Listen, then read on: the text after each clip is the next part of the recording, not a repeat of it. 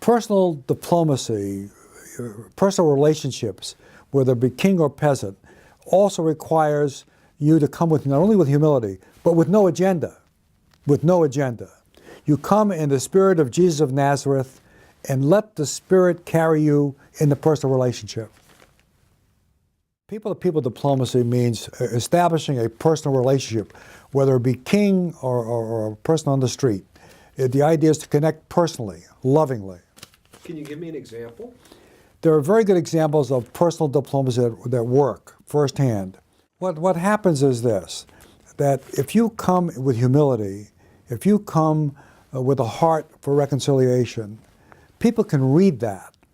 And it's in that humility and in that spirit of loving that works. What are some of the barriers to that common ground? The barriers to the common ground is really ignorance of each other and the fear we have that goes with ignorance. And we've got to overcome that ignorance. We have to learn about each other, respect each other, and really change our mode of thinking. Is there a real hope that the Christian-Muslim divide can be overcome? There is an absolute real hope that we can overcome the divide. I know firsthand that it can be done. What are some of the examples that you want to talk about where you've seen that in action? I had the opportunity to go to Sudan maybe 12 times, been to Darfur, and it's just too long an answer. Let me cut that out. When you talk of people-to-people diplomacy, what do you mean? People-to-people diplomacy is our only real hope. Governments cannot connect. There's too much baggage they carry. I've been to Darfur 2 or 3 times, and it was an incredible experience. The sea of young children, beautiful faces sitting there, knowing that their fathers before them were practicing the same agricultural practices they did 2,000, 3,000, 4,000 years ago. It was the sun, the animal, and praying for rain. The key to the Darfur conflict is water. And amazingly, the Lord has provided incredible seas of fresh water in North Darfur, a little dry in the middle, but almost surface water in South Darfur. And what's needed is to reach into that water. If we provide water to people, agriculture and will follow, industries can follow, training of them, the new farm techniques will follow, but everything falls around water. So we urge the governments and the Organization for Islamic Conference, the United Nations, to focus on the water issue to provide the groundwork for reconciliation. People of good heart, Muslim and Christian, Jewish, want to know whether really we can overcome this instinct for fighting each other and overcome 800 years of conflict, 800 years that's been inculcated in us. We automatically fall into defensive postures. We automatically feel we're being threatened. It's a mindset. Unless that mindset is changed, unless we're prepared to receive new information that's true and valid, unless we open up our hearts, there's no real chance for reconciliation. That's the fact of the matter. So the real hope is that we are willing now, you and I, start with us, to learn more about each other, Muslim and Christian and Jew, to respect each other, history, to reach out, stay where we are in our religious faiths, no conversions here, stay where you are, if that's where you want to be, and climb out to that common ground we share together. There is a common ground of spirituality as the children of Abraham that we share. It is larger and much more significant than we understand. There's new findings now, new research that has exposed these new common ground. And the bridges to the common ground is merely a low-level vehicle to engage people in reaching across that bridge to each other. That's what the bridges to the common ground really is. So we ask you to reach into your own heart and let's reach out to each other. Let's form small groups, Muslim, Christian, and Jew, in your own community. Join together, get to know each other, become friends, learn together. Go to the site, read the materials on the site, see the lessons of others, and make your own decision. But be open to a new place that we share together. We should not reject our history, our background. We don't want to turn our back on our families and our relationships that we cherish and love. But we do want to find a place where we can find peace together. And that's what Bridges to Common Ground is all about. People say Muslims have not stood up against violence. I hear that repeatedly. But it's not true. The fact is that the Fiqh Council of North America, which is the supreme jurist council for the Muslim community in this country, has issued a fatwa against violence. And on November 30th in 2007, at the National Press Club, Carter McCarrick, Dean of the Episcopal Cathedral, and a Jewish rabbi by the name of Jack Luxembourg, received, on behalf of the Christian and Jewish community, that fatwa against violence.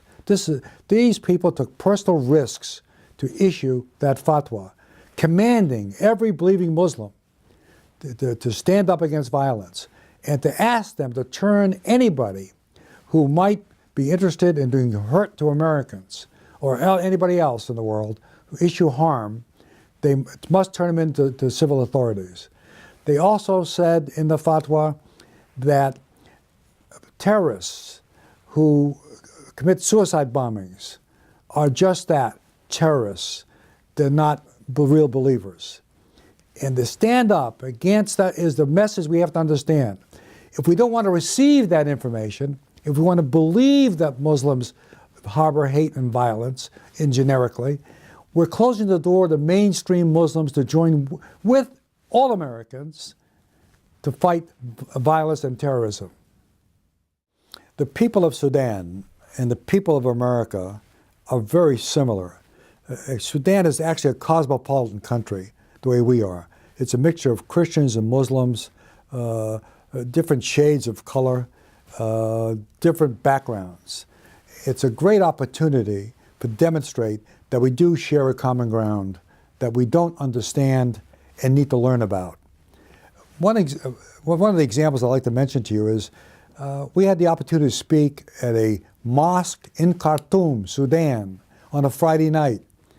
When they get messages they get routinely are not messages of love of Israel or love of America, but the reception we had to the message of reconciliation and peace was enormous. Thousands of people in that audience raced up after the talk to hold us and love us and touch us with the affection that was felt, was tangible and physical. And that is the heart of the Sudanese people. If we come to them with a spirit of humility, if we come to them in the spirit of Jesus of Nazareth, if we come to them without agenda, but just to love and be with them, respect them. Respect is a key factor, respecting them. They will respond.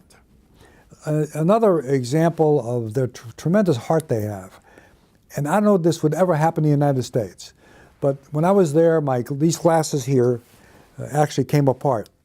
And I was really worried about the glasses. They're kind of expensive for me, and I wanted to get them fixed. So I asked the person I was with if he would mind finding an eyeglass shop to fix it.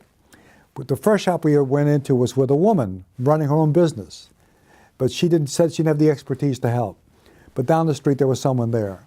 We went down the street, just walked into this little shop, and there were 2 or 3 men hanging around, two or two fellows doing some work. And the owner welcomed us and said we'd wait a minute to take care of the glasses. And while we were waiting, he went out down the street and bought ourselves some Coca-Cola and water and brought it back for us. And then this fellow took my glasses apart. I was in total panic because I thought we'd never get them back together again. This fellow took the glasses apart, put it back together again, and took the time in great detail to fix them perfectly. And when I asked the owner of the shop, and I was fearful, what is it going to cost? It's going to be expensive. So I asked the owner, how much is this? He said, my friend, I cannot charge you anything. You come as a guest of our country. We welcome you as a guest, and there's no charge.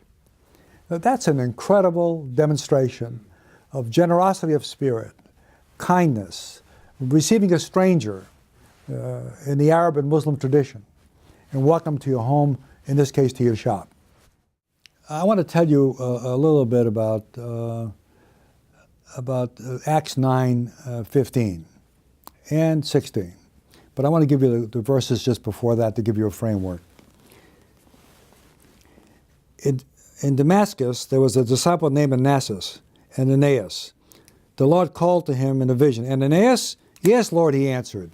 The Lord told him, go to the house of Judas on the Straight Street and ask for a man from Tarsus named Saul, for he is praying. In the vision he has seen a man named Ananias come and place his hands on him to restore his sight. Lord, Ananias answered, I have heard many reports about this man and all the harm he has done to your people in Jerusalem. And he has come here with authority from the chief priests to arrest all who call on your name. But the Lord said to Ananias, go, this man is my chosen instrument to proclaim my name to the Gentiles, to the kings, and the people of Israel. I want to repeat that. Go, this man is my chosen instrument to proclaim my name to the Gentiles and their kings and to the people of Israel. But this is this verse that follows is not talked about. We stopped there. But here's the verse that really counts. It reads as follows. I will show him, this is verse 16, I will show him how much he must suffer for my name. I will show him how much he must suffer for my name.